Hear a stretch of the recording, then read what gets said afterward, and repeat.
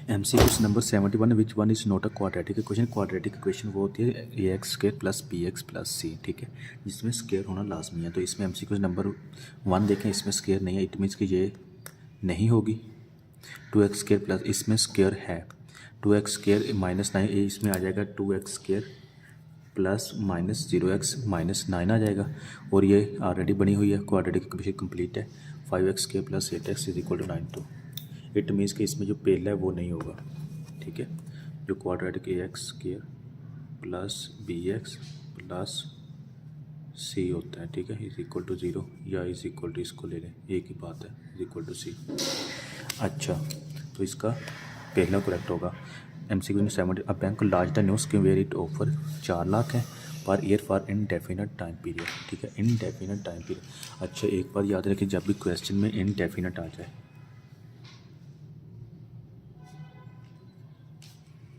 Indefinite time period हमारे पास आ जाए ना, तो वहाँ पे आप लोगों ने परपेचुटी का फार्मूला यूज़ करना है, ठीक है। परपेचुटी, अब परपेचुटी के आगे मज़ीद 2 फार्मूलाज होते हैं। जो फार्मूला नंबर 1 है R/R है, फार्मूला जो 2 है R/R इंटू 1 प्लस R की पावर n होती है, सही है। अच्छा, R/R कब यूज़ होता है? जब आपको n ना दिया गया हो, ठीक है, n मतलब कि ना दिया गया हो, तो यहाँ पे आपने ये लगाना है। जहाँ पर आपको n गिवन हो तो वहाँ पर आप लोगों ने परपेचुटी का ये फार्मूला लगाना है। चलिए अब आगे MCQ को स्टडी करते हैं। A bank launched a new scheme where it offers the 4 lakh per year for indefinite time period। indefinite time है for 8 days। इधर हमें n दिया हुआ, तो it means formula number 2 use होगा। How much amount should bank require to collect from the customer today मतलब present value find करनी है। If it offer 5% interest compounded annually. तो R हमारे पास कितना आ गया, 5 आ गया, और n इज़ इक्वल टू 8 आ गया, और प्रेजेंट वैल्यू हम लोगों ने फाइंड करनी है।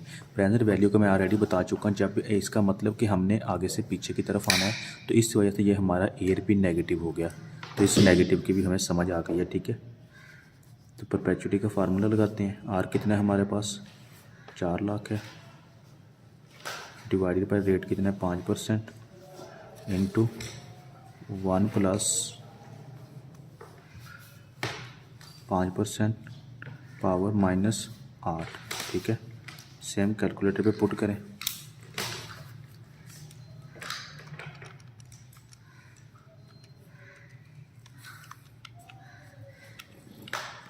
मल्टीप्लाई इंटू 1 प्लस आर कितने 5% पावर माइनस 8,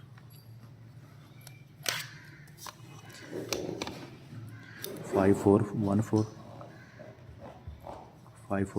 714, ठीक है।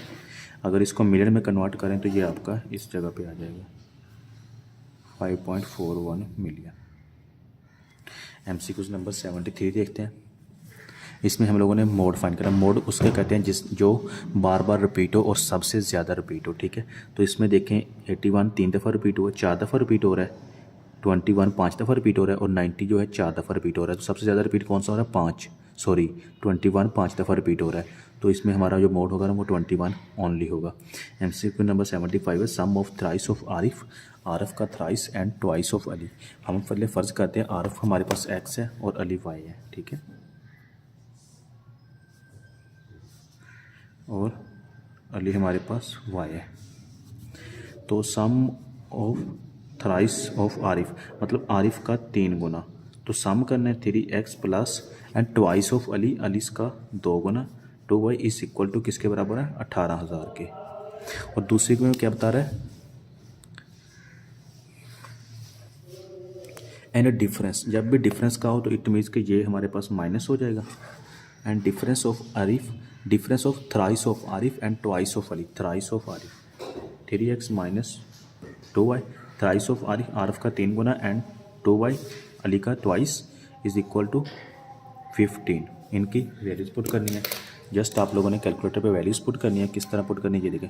मोड पर गए, नंबर 5 इक्वेशंस पे, नंबर 1 पे गए, 3 2 18, 3 2 18,000, आगे वैल्यूज पुट 3 माइनस 2 3 -2 15,000। तो ये 15,000 पुट करें। अब इक्वल प्रेस करें, x की वैल्यू आ जाएगी, x इज़ इक्वल टू 5500। एक दफ़ा इक्वल फिर प्रेस करें, y की वैल्यू आ जाएगी, y is equal to 750। MCQs number देखते हैं, इसका A होगा 75 है। The event A and B are the non mutually exclusive, non mutually exclusive है। If probability of A is 0.5 and probability of B is equal to 0.4, then P probability of A and B, probability of A and B हम लोगों ने find करनी है। तो एक बात याद रखना, जब भी A एंड B यूज़ हो और A और B, तो जब भी एंड का वर्ड यूज़ हो तो आप लोगों ने मल्टीप्लाई करना है, और जब भी और का वर्ड यूज़ हो तो आप लोगों ने ऐड करना है, ठीक है। अच्छा, तो इधर एंड यूज़ हो रहा है, प्रोबेबिलिटी A एंड B, तो it means 0.5 multiply by 0.4 is equal to 0.2 answer आ जाएगा। बस ये कंसेप्ट आप लोगों ने याद करना है, MCQs के पॉइंट ऑफ व्यू से ये बहुत अहम है। MCQs नंबर हमारे पास है, इसका कौन सा 0.2 डी होगा। Find MCQ number 76, find the value invested now. Invested now जो आप लोगों ने अब इन्वेस्ट करनी है वो वैल्यूज हम लोगों ने फाइंड करनी है।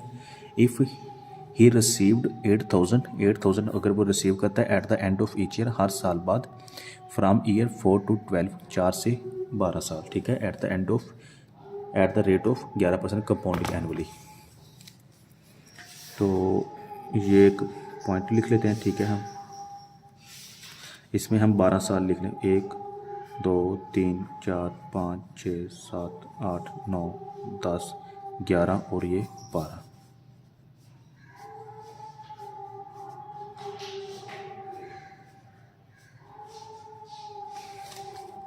क्वेश्चन को अच्छे से समझना है। Find the value invested now, invested मतलब पहले साल पे,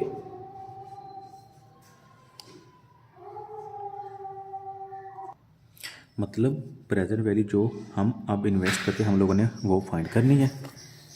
इफ़ ही रिसीव, अगर वो 8,000 रिसीव करता है at the end of each year, हर साल, फ्राम ईयर 4 to 12। अच्छा, ईयर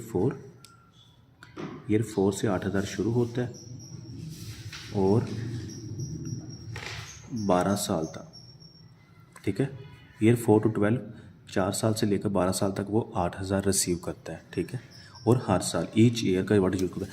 जब भी ईच ईयर का वर्ड यूज़ आया ना, तो आप लोगों ने यहाँ पे श्योर हो जाना कि यहाँ पे आप लोगों ने एनुटी का फार्मूला लगाना है, ठीक है। एनुटी का फार्मूला तब लगता है जब same investment at the same time period. Same investment देखो कितना है, 8,000 इन्वेस्ट कर रहा है हर साल, और टाइम पीरियड देखो हर साल में 4 से 5 6 7, मतलब एक साल का इसमें दुरानियाँ आ रहा है। तो इट मीन्स कि आपका एनुटी का फार्मूला लगेगा same period and same investment, same time period कर लो, ठीक है। टाइम पीरियड कितना है, एक साल का, तो एनुटी का फार्मूला लगेगा। अब हम लोगों ने 9 मतलब प्रेजेंट वैल्यू मालूम करनी है, लेकिन कैसे, 4 साल से लेकर 12 साल तक वो 8,000 इन्वेस्ट करता है। तो पहले हम क्या करेंगे, 4 साल से लेकर 12 साल तक इसकी फ्यूचर वैल्यू फाइंड कर लेंगे, फिर उसका जो भी आंसर आएगा उसकी हम 12 साल से रिवर्स प्रेजेंट वैल्यू फाइंड कर लेंगे, तो हमारे पास आंसर आ जाएगा। तो ईच ईयर मतलब एनुटी का फार्मूला जाएगा। एनुटी के लिए फ्यूचर वैल्यू का फार्मूला होता है P × 1 + R power n-1 divided by R। अच्छा, ये कब लगेगा, जब investment at the end of the period हो। इसने इन्वेस्टमेंट बताया eight the end of period है, इस वजह से ये मैंने फ्यूचर वैल्यू का ये फार्मूला लगाया है। अगर वो कहता है ना investment at the start of the period, then हम लोगों ने जो लिखना था 1 + R, ठीक है। लेकिन एंड ऑफ पीरियड है इसलिए ये फार्मूला यूज़ हो रहा है। अच्छा, जो भी इसका आंसर आएगा ना, उसको हमारी ये फ्यूचर वैल्यू होगी। फ्यूचर वैल्यू को हम लोगों ने फिर प्रेजेंट वैल्यू फाइंड करनी है, तो मतलब 12 साल हम लोगों ने पीछे आना है।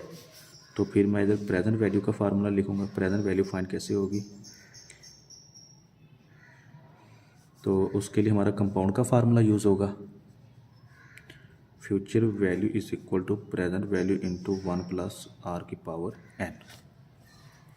अच्छा, इसकी वैल्यूज़ पुट करते हैं।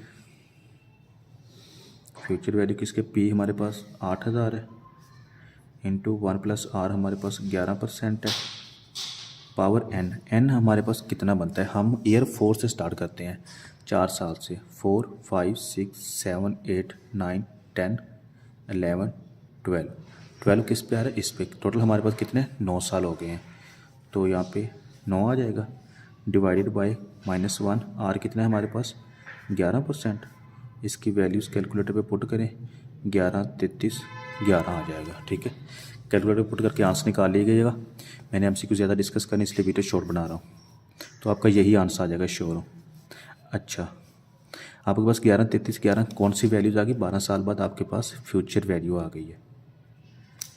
तो अब इस फ्यूचर वैल्यू को आप लोगों ने लेके आना प्रेजेंट वैल्यू पे, क्योंकि हम लोगों ने इन्वेस्टेड नाउ अब की वैल्यू फाइंड करनी है, तो इट मीन्स कि मैं 12 साल रिवर्स आ जाऊंगा, तो फ्यूचर वैल्यू कितनी हमारे पास आई है 11 33 11 is equal to present value हम लोगों ने फाइंड करनी है इंटू 1 + r की पावर n, n हमारे पास कितना आ जाएगा 12 आ जाएगा। इसकी कैलकुलेटर पे वैल्यू पुट करते हैं। अच्छा, ये पहले मैंने इसका आंसर निकाला हुआ था 11 33 11, सेम आप लोगों ने कैलकुलेटर पे वैल्यूज़ पुट कर देनी है। ठीक है, तो आप इसका आंसर निकालेंगे तो 11 33 11 आ गए। अब हम लोगों ने 11 33 हमारी फ्यूचर वैल्यू आई है, तो हम लोगों ने फाइंड करनी है प्रेजेंट वैल्यू, तो मैं वही फार्मूला लगाऊंगा कंपाउंडेड एनुअली का। ठीक है, कितनी इंटू 1 + रेट हमारा 11%, पावर हमारे पास 12 है, तो कौन सा आंसर आ जाएगा 32 388, 32 388 हमारा आंसर आ जाएगा। ठीक है, ये देख लें अगर कैलकुलेटर दूर हो गया तो। अच्छा, नेक्स्ट एमसीक्यूज डिस्कस करते हैं। एमसीक्यूज नंबर 77 है। Average performance of the students of a college over 10 years है। Percentage of the students A and B कितने, A and B C grade है 10%, 15%, 75% respectively. The current year's result shows that out of the total calculated out of the total 500 student, हमारे पास total students कितने हैं 500। तो सबसे पहले इनके नाम लिखने ए बी सी,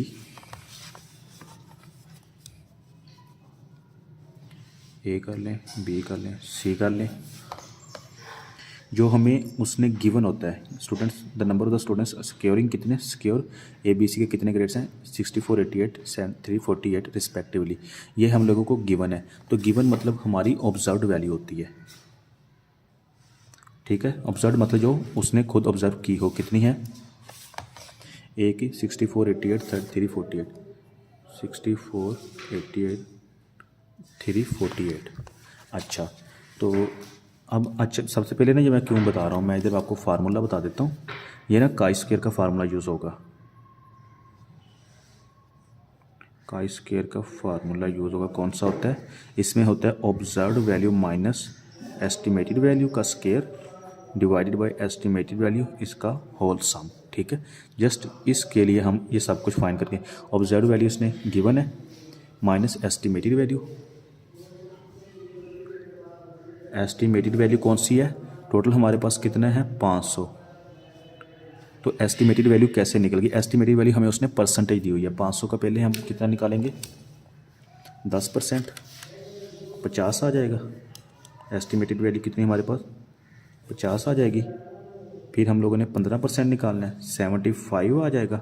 फिर हम लोगों ने 500 का 75% निकालना है, 500 × 75%, 375 आ जाएगा। ये हमारे पास एस्टिमेटेड वैल्यू आ गई है, और ये हमारे पास ऑब्जर्व्ड वैल्यू आ गई है। ऑब्जर्व्ड माइनस एस्टिमेटेड का स्क्वायर, ऑब्जर्व्ड माइनस एस्टिमेटेड का स्क्वायर। अच्छा, ऑब्जर्व्ड कौन सी है 64 - 50, 64 - 50 का स्क्वायर लेना है, 196 आ गया। ओके सर, 88 - 75, ठीक है, स्क्वायर 169 आ गया।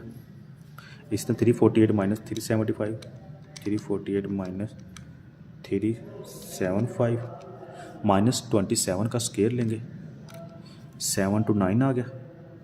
ये आपके पास वैल्यूज आ गई ऑब्जर्व्ड माइनस एस्टिमेटेड की, तो डिवाइडेड बाय एस्टिमेटेड। अब आपने एस्टिमेटेड पे, ये आपके पास आ गया, इसको एस्टिमेटेड पे डिवाइड कर देना है। ठीक है, इसको थोड़ा सा रेज करता हूँ, observe minus estimated divided by estimated, estimated हमारे पास कितनी है 50, तो इट में 196 डिवाइडेड बाय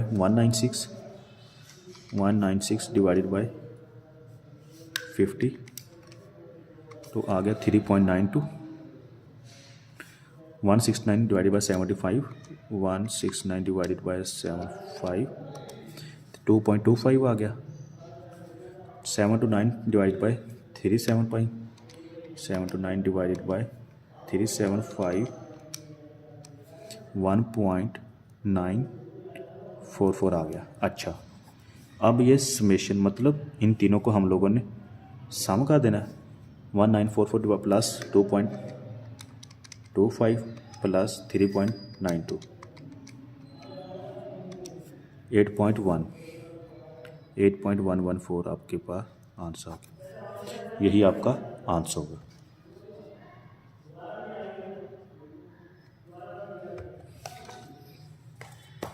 नेक्स्ट एमसीक्यूज देखते हैं। 8.12 ये आपका एमसीक्यूज नंबर सी ठीक होगा। MCQs number 78 which of the following statement is correct. 78 which of the following statement is are correct. There is a strong relationship between the two variables कौन से ले लें, एक्स एंड वाई ले लेते हैं। The points on the scatter diagram would be concentrated around a curve. तो relationship है हमारा कौन से, स्ट्रॉन्ग रिलेशनशिप, ठीक है।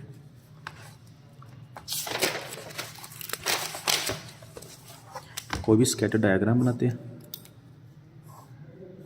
उस पर कोई भी पॉइंट ले लेते हैं, एक एक्स एक्सिस पे, ठीक है, और वाई एक्सिस पे।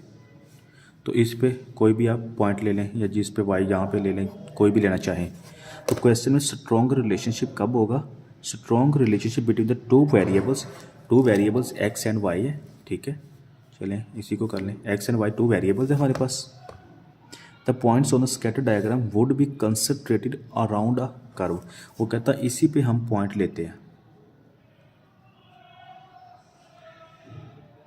ठीक है। तो वो कंसंट्रेटेड मतलब कि अराउंड अ कर्व, इसके इर्द गिर्द ही वो पॉइंट ले जाएंगे। जब इसके इर्द गिर्द पॉइंट होंगे तो वो स्ट्रॉन्ग रिलेशनशिप होगा, ठीक है। अराउंड इसी के इर्द गिर्द, वो ये नहीं कहता कि रैंडमली फिर एक यहाँ पे एक यहाँ पे एक यहाँ पे, नहीं। अराउंड का मतलब कंसंट्रेटेड अराउंड अ कर्व, इसी कर्व, या लेट बी सपोज उसने कर्व का मतलब यूज़ किया तो हम एक्स यहाँ पे लेते वाई लेते, तो यहाँ पे ऐसे कर्व आ जाएगी, ठीक है। तो बात वही है, लेकिन जो मेन पॉइंट उसने समझाने वाले strong relationship around a curve, जो भी आप कर्व लेंगे उसके इर्द गिर्द स्ट्रॉन्ग रिलेशनशिप आपका आएगा। तो पहला इसका बिल्कुल ठीक है, क्योंकि जब इर्द गिर्द पॉइंट लेंगे तो वो स्ट्रॉन्ग हो जाएगा, रिलेशनशिप इनका स्ट्रॉन्ग होगा। Linear regression analysis can be used to estimate the fixed cost and variable cost per unit from the historical cost. ये बिल्कुल प्रॉपर्टीज है लीनियर रिग्रेशन एनालिसिस की, ये भी बिल्कुल ठीक है। तो इसके बोथ आर करेक्ट होंगे। एमसीक्यूज नंबर 79 देखते हैं। MCQs number 70, the average the wait of the bags of the price bag on the machine कहता है नॉर्मल डिस्ट्रीब्यूटेड कहता है विद मीन उसका कितना है 5.05 kg। बस मीन इसमें 5.05 kg and standard deviation 0.025, standard deviation 0.025। If a bag is picked at random, find the probability that it weighs less than the x is equal to हमारे पास कितना है 5.06 kg। तो just हमने क्या करना है, weight of the bag find करना, simple सा एमसीक्यूज है। Normal distribution is equal to x minus mu divided by standard deviation, just आपने वैल्यूज पुट करनी है। एक्स हमारे पास 5.06 minus 5.05 divided by 0.025। Just calculator पे वैल्यूज पुट करें जी की, सॉरी इनकी 5.06 माइनस 5.05, तो ये हमारे पास 0.4 आ गया। अब हम लोगों ने प्रोबेबिलिटी फाइंड करनी है, प्रोबेबिलिटी ऑफ 0.4। तो ये आप डायरेक्ट कैलकुलेटर से फाइंड करेंगे, ठीक है। ये मैं आपको बता देता हूँ। सबसे पहले आपने मोड पे जाना है, मोड पे जाने के बाद आप लोगों ने नंबर 3 स्टैट पे जाना। स्टैट के बाद आप लोगों ने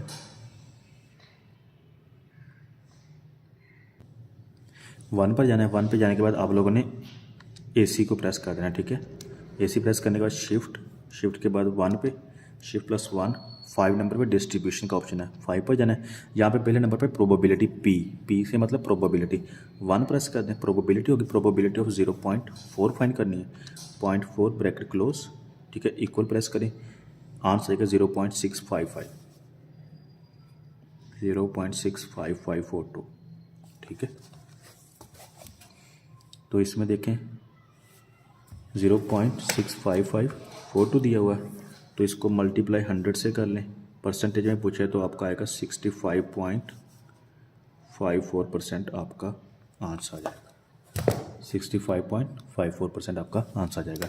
MCQ नंबर 80 है, which of the following statement is are the correct, a group frequency distribution of the discrete data has the gaps between the classes and discrete data can be converted into the continuous data. MCQ number 80, which of the following statement, grouped frequency distribution of the discrete data has the gaps between the classes। अच्छा, इसमें ना सबसे पहले आपको discrete data का पता होना चाहिए वो क्या होता है, और कंटिन्यूस डाटा का पता होना चाहिए वो क्या होता है। डिस्क्रीट डाटा होता है वो किसी भी पॉइंट पे लिया जाए, ठीक है, ये लाइन है, इसी पॉइंट पे भी डाटा लिया जाए, इस पॉइंट पे डिस्क्रीट डाटा, इस पॉइंट पे ले लें डिस्क्रीट डाटा, इस पॉइंट पे ले लें डिस्क्रीट डाटा, ठीक है, किसी भी पॉइंट पे आप डाटा लेते हैं वो हमारा डिस्क्रीट डाटा होता है। कंटिन्यूस डाटा वो होता है जो लगातार चल रहा हो, मिसाल के तौर पर इस पॉइंट से लेकर इस पॉइंट तक, तो ये हमारा ओवरऑल कंटिन्यूस डाटा हो गया, ठीक है। अच्छा, अब MCQ को स्टडी करते हैं। अ group frequency distribution of the discrete data has the gaps between the classes. अच्छा, अगर तो आपके पास डिस्क्रीट डाटा होगा, एक पॉइंट यहाँ पे एक पॉइंट यहाँ है, तो क्या इसके दरमियान में गैप्स है? हाँ जी, बिल्कुल है। तो इट मीन्स कि ये आपका पहला MCQ ठीक होगा। अब आगे discrete data can be converted into a continuous data, तो ये हमारे पास डिस्क्रीट डाटा है, अभी हम इसको कन्वर्ट कर हो सकता है या नहीं, अभी ये पॉइंट हम लोग आपस में मिला देते हैं तो ये हमारा एक कंटिन्यूस डाटा बन जाएगा। मैंने आपको बताया जैसे यहाँ से पॉइंट इनको मिलाएं तो ये हमारा कंटिन्यूस मतलब यहाँ से लेकर यहाँ तक क्या होगा, कंटिन्यूस डाटा।